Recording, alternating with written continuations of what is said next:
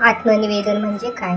आत्मनिवेदन म्हणजे आपलं संपूर्ण अस्तित्व श्री सद्गुरूंच्या चरणी अर्पण करणे म्हणजे आत्मनिवेदन होय.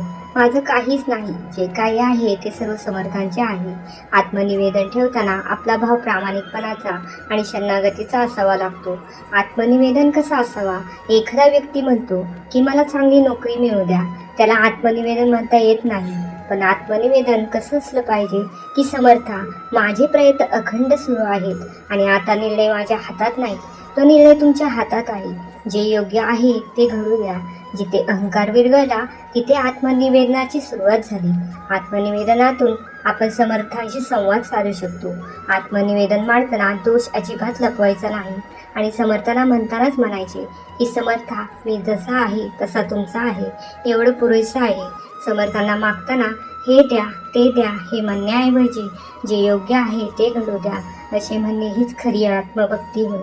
जय जय रघुवीर समर्थ.